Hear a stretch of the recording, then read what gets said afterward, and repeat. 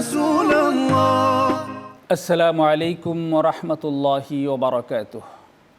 দেশে দেশের বাইরে দূরেও কাছে যে যেখানে বসে আমাদেরকে দেখছেন, চ্যানেল 9-এর পবিত্র মাহে রমাদান উপলক্ষে প্রতিদিনকার নিয়মিত আয়োজন আলোকিত রমাদানে আপনাদের সকলকে স্বাগত জানাচ্ছি। প্রতিদিন এই সময়ে আমরা গুরুত্বপূর্ণ কোনো একটি বিষয় নিয়ে আলোচনা করে থাকি। আজকেও ইনশাআল্লাহ তেমনি গুরুত্বপূর্ণ একটা বিষয় নিয়ে আলোচনা করব। আমাদের আলোচনায় অংশগ্রহণ করার জন্যে স্টুডিওতে উপস্থিত রয়েছেন ড্যাফোডিল ইন্টারন্যাশনাল ইউনিভার্সিটির ইসলামিক সেন্টারের সম্মানিত ডিরেক্টর প্রফেসর মুখতার আহমদ। আসসালামু আলাইকুম রহমতুল্লাহি ওবারাকাতুহু। ওয়ালাইকুম আসসালাম রহমতুল্লাহি ওবারাকাতুহু। শেখ কেমন আছেন? আলহামদুলিল্লাহ, আপনি কেমন আছেন? আল্লাহর মেহেরবানি। হাইয়াকুমুল্লাহ, বারাকাল্লাহু ফি উমরিক। তো রমজান ভালো যাচ্ছে? আলহামদুলিল্লাহ, তো হাইয়াকাল্লাহ। ওস্তাদ, আমরা প্রতিদিনই কোনো একটা গুরুত্বপূর্ণ বিষয় নিয়ে আলোচনা করি। আজকে আমরা আলোচনা করতে চাই ইসলামের দৃষ্টিতে সুদ। আমরা দেখতে পাই যে সুদ খুবই জঘন্য একটা ব্যাপার হওয়া সত্ত্বেও প্রত্যক্ষ এবং পরোক্ষভাবে রন্ধ্রে রন্ধ্রে আমাদের সুদ ঢুকে গেছে, যেটা আমাদের আমলগুলোকে ধ্বংস করে দেওয়ার একটা অন্যতম বড় কারণ হয়ে দাঁড়াচ্ছে। তো এই অবস্থায় সুদ কোনটা আমরা অনেকেই বুঝতে পারি না, মানে এটাকে বুঝতে না পেরে অনেকে না জেনেই সুদের সাথে জড়িয়ে যাচ্ছে, আবার অনেকে জেনেও অতিরিক্ত লাভের জন্য সুদের সাথে জড়াচ্ছে। তো প্রথমে এই সুদটা আসলে কি, ইসলামের দৃষ্টিতে কোনটাকে সুদ বলা হয়, আর সুদের ব্যাপারে ইসলামের দৃষ্টিভঙ্গি কি, ইসলামী হুকুম কি, এই বিষয়টা যদি একটু আলোচনা করেন। জি, ইন্নাল হামদুলিল্লাহ ওয়াসসালাতু ওয়াসসালামু আলা রাসূলিল্লাহ ওয়া আলা আলিহি ওয়া আসহাবিহি ওয়া আলা আম্মা বা'দ। সুদ কি, এর কথা রাসূলুল্লাহ সাল্লাল্লাহু আলাইহি ওয়াসাল্লাম এখন থেকে 1500 বছর আগে তিনি একটা ডেফিনেশন দিয়ে গিয়েছেন। সেটা হচ্ছে মাসালাম বিমাসালিন ইয়াদাম বিয়াদিন ওয়াল ফাদলু রিবা। মানে অতিরিক্ত যা কিছুই নেওয়া হচ্ছে অর্থনৈতিক লেনদেনের ক্ষেত্রে, সেটাকে রাসূলুল্লাহ সাল্লাল্লাহু আলাইহি ওয়াসাল্লাম রিবা হিসেবে বা সুদ হিসেবে ঘোষণা করেছেন। সমজাতীয় বস্তুর ক্ষেত্রে মাসালাম বিমাসালিন ইয়াদাম বিয়াদিন ওয়াল ফাদলু রিবা। তার মানে হচ্ছে এখানে আমরা যদি অর্থনৈতিক লেনদেনের কথা বলি, যেমন আমরা কাউকে টাকা দিলাম, 1000 টাকা দিলাম, এই 1000 টাকার বিনিময়ে তার কাছ থেকে আমি যদি 1001 টাকা নিই, তাহলে এটা সুদ হলো, ওই 1 টাকা সুদ, এই 1 টাকা সুদ হলো। অথবা আমি যদি 1000 টাকা নিয়ে এর বাইরে আবার এক্সট্রা অন্য কিছু নেই, হতে পারে আমি তার কাছে একটা শার্ট নিলাম, একটা পাঞ্জাবি নিলাম, এটাও কিন্তু সুদ হয়ে গেল। যদি যেই অর্থটা আমি তাকে দিয়েছি, এটা যদি এর বাইরে, ওটাকে সমান রেখে এর বাইরে যদি কোনো কিছু আমি এক্সট্রা নেই। আমাদের দেশে যেটা হয়, এখন প্রচলিত সুদের অনেক ধরনের ক্যাটাগরি আছে। যেমন আমাদের দেশগুলোতে গ্রাম অঞ্চলে দেখি যেটা কন্ডিশন বলে, কট বলে।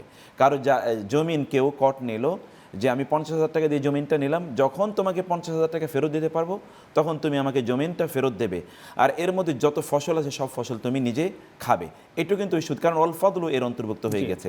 এখন শহরে এমন কিছু সমস্যা দেখা দিয়েছে যে কেউ কারো একটা ফ্ল্যাট নিয়েছে, যে আমি আপনাকে 50 বা 10 লাখ টাকা দিলাম, 20 লাখ টাকা দিলাম, যতদিন পর্যন্ত আপনি আমাকে টাকা ফেরত না দিতে পারবেন ততদিন এই ফ্ল্যাট আমি ভোগ করবো, এখানে আমি থাকবো বা ভাড়া দেবো বা ইত্যকার যা কিছুই করব। যেদিন আপনি টাকা আমাকে ফেরত দিতে পারবেন সেই দিনই আমি আপনাকে আবার ফ্ল্যাটটা বুঝিয়ে দেবো। এটাও কিন্তু সুদ, মানে হচ্ছে ওয়াল ফাদলু রিবা, যেটা আমরা বলছি। আবার একই জিনিস হতে পারে গ্রাম অঞ্চলে, যেমন আমি ধান নিয়েছি আপনার কাছ থেকে, 50 মণ ধান নিয়েছি কোনো একটা সময়, যখন সিজন আসবে তখন আমি আপনাকে 60 মণ ধান দিলাম। এই লেনদেনের ক্ষেত্রে এটা অর্থনৈতিক হতে পারে, অথবা আদিম যুগে আগে যেটাকে বার্টারিং সিস্টেম ছিল, অর্থাৎ পণ্যের বিনিময়ে পণ্য, সেখানে যদি একই ক্যাটাগরির হয়ে থাকে, একই ধরনের হয়ে থাকে, তাহলে সেটি কিন্তু আল ফাদলু রিবায়ের অন্তর্ভুক্ত হয়ে যাবে। এটি এতটা ভয়ঙ্কর যে আল্লাহ সুবহানাহু ওয়া তাআলা তিনি বলেছেন, যারা সুদ খায় তারা যেন আল্লাহ এবং আল্লাহ রাসূলের বিরুদ্ধে তারা যুদ্ধ ঘোষণা করছে। আর যে সকল ব্যক্তি তারা সুদ খায়, কিয়ামতের দিন লা ইয়াকুমুনা ইল্লা কামা ইয়াকুমুল্লাযী ইয়াতাখাব্বাতুহু শাইতানু মিনাল মাস যালিকা বিআন্নাহুম ক্বালু ইন্নামাল বাইউ মিসলুর রিবা ওয়া আহাল্লাল্লাহুল বাই'a ওয়া হাররামার রিবা। আল্লাহ সুবহানাহু ওয়া তাআলা এখনকার যুগের মানসিকতা 1500 বছর আগে বলে দিয়েছেন যে একদল লোক আছে তারা বলে যে সুদ কি, সুদের ব্যবসা তো একই রকম। এখনও আমরা যে ইনভেস্টমেন্টের ক্ষেত্রে যে সকল সুদ দিয়ে থাকে, ব্যাংক থেকে তিনি ইনভেস্টমেন্ট নিয়েছেন বলেন, তিনি বলেন যে আমি তো ব্যবসা করছি, ব্যবসার একটা পার্ট আমি দিচ্ছি।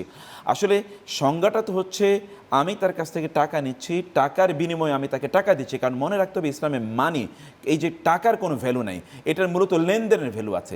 অথবা এইটার তো এমনি ইসলাম এই জায়গাটাকে এই টাকার কোনো ভ্যালু দেয় না, ভ্যালু দেয় এটার ইনভেস্টমেন্টকে। অতএব আপনি এইটার উপর ভিত্তি করে এটার কোনো কাজ আপনি করলেন না, শুধুমাত্র বসে থাকলাম, বসে থেকে আমি আরেকজনের কাছ থেকে এক্সট্রা কিছু পয়সা নিলাম, এটাকেই ইসলাম মূলত অনুমোদন করেনি। যারা এটি খায় তাদের ব্যাপারে আল্লাহ সুবহানাহু ওয়া তাআলা বলেছেন তারা যেন আল্লাহ রাসূলের বিরুদ্ধে যুদ্ধ ঘোষণা করলো, কিয়ামতের দিন তাদের শাস্তি হলো যে তারা সেখানে পাগলের মতো মাজনুনান, এটা সহিহ হাদিসে এসেছে যে তারা মাজনুনান ইয়াতাখাব্বালু, যে তাদেরকে এরকম হলো যে তারা সেদিন মনে হয় শয়তান তাদেরকে আসর মেরে তাদেরকে পাগল বানিয়ে দিয়েছে, তারা পাগলের মতো সেদিন আচরণ করবে, বিভ্রান্তের মতো সে ব্যক্তি ছুটে বেড়াবে।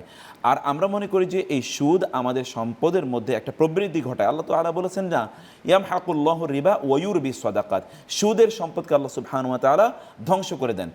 আল্লাহ সুবহানাহু ওয়া তাআলা বলেছেন যে তোমরা মানুষের সম্পদের মধ্য থেকে যে সুদ গ্রহণ করো, লিয়ারবু ফি আমওয়ালিন নাস ফালা ইয়ারবু ইনদাল্লাহ, আসলে এটি কোনো অবস্থায় এটা বাড়ে না প্রকৃত অর্থে, আল্লাহর কাছে এটা বাড়ে না। আসলে সম্পদের মূলটাকে, সম্পদটা হলো বারাকা, হাজার কোটি টাকা আছে, কোনো টাকায় তার কোনো কাজে লাগে না, আবার তার সামান্য পরিমাণ আছে এতটুকুই তার কাজে লাগে এবং তার জন্য যথেষ্ট, তাহলে এটাই তো তার মূলত সম্পদ, তার এতটুকু। আমাদের সমাজে কিন্তু নানাভাবে সুদ ছড়িয়ে আছে। এই যে সুদ যারা দিচ্ছে, সুদের হিসাব যারা করছে, সুদ যারা নিচ্ছে, সুদের সাক্ষী হচ্ছে, বিভিন্ন কারণে বিভিন্নভাবেই কিন্তু ডাইরেক্ট এবং ইনডাইরেক্ট সুদের সাথে কোনো না কোনোভাবে মানে অ্যাসোসিয়েট হচ্ছে। জি জি, এই ব্যাপারগুলোতে যারা জড়িত তাদের কীরকম, আর এই যে আমাদের ব্যবসায়িক লেনদেন, আর্থিক প্রতিষ্ঠানের সাথে লেনদেন, সেই লেনদেনগুলোর মধ্যে কোনটা সুদের পর্যায়ে পড়বে, কোনটা সুদের পর্যায়ে পড়বে না, এটা কিন্তু অনেকেই ডিফাইন করতে পারে না। ফলে একই রকম তো, সুতরাং ওরা একটু ঘুরায় খায় শুধু। এক্স্যাক্টলি। তো এই ব্যাপারটা সম্পর্কে আপনি একটু যদি জি, প্রথমত হচ্ছে আপনি তো একটি খুবই গুরুত্বপূর্ণ ইয়ের দিকে ইঙ্গিত করেছেন। রাসূল সাল্লাল্লাহু আলাইহি ওয়াসাল্লাম বলেছেন হাদিসে সে লাআনা রাসূলুল্লাহ সাল্লাল্লাহু আলাইহি ওয়াসাল্লাম আকিলার রিবা ওয়া মুকিলাহু ওয়া শাহিদাইহি ওয়া কাতিবাহু, রাসূলুল্লাহ সাল্লাল্লাহু আলাইহি ওয়াসাল্লাম লানত করেছেন যারা সুদ খায়, সুদ দেয়, সুদ লেখে এবং সুদের সাক্ষী যারা থাকে বিভিন্নভাবে, যারা এই অর্থনৈতিক লেনদেনগুলো তারা লেখেন, রেকর্ডিং করে রাখেন, তার মানে এখানে অ্যাকাউন্টিংয়ে যারা কাজ করেন তাদের ব্যাপারে যারা এটার সাথে জড়িত, যেইভাবে কোনোভাবেই জড়িত, এক্স্যাক্টলি যে কোনোভাবে সম্পৃক্ত, তাদের উপর লানতের কথা বলেছেন। এবং রাসূলুল্লাহ সাল্লাল্লাহু আলাইহি ওয়াসাল্লাম আরও বললেন যে সকল ব্যক্তিরা সুদ খায়, মানে সুদের তিনি বলেন ৭৩টি এর বাব রয়েছে, এর গুনার স্তর রয়েছে, তোর মধ্যে একটি হচ্ছে সবচেয়ে নিম্নটি হচ্ছে আইয়ান কেহার রাজুল উম্মাহ, যে ব্যক্তি তার মাকে বিয়ে করা অথবা মায়ের সাথে জেনা করা, এরকম বক্তব্য এটা সহিহ হাদিস দ্বারা প্রমাণিত। সুদকে অনেকে শোষণের হাতিয়ার বলে, শোষণের হাতিয়ার তো, এটা কি বাস্তব? এটা বাস্তব তো। এটা কারণ কি? কারণ হলো এই যে আমি একটা এক্সাম্পল বললাম, আমি আপনার কাছ থেকে ১ কোটি টাকা আনলাম, আমি ইন্ডাস্ট্রি করলাম, আমি ব্যবসা বাণিজ্য করলাম, সেখান থেকে আমি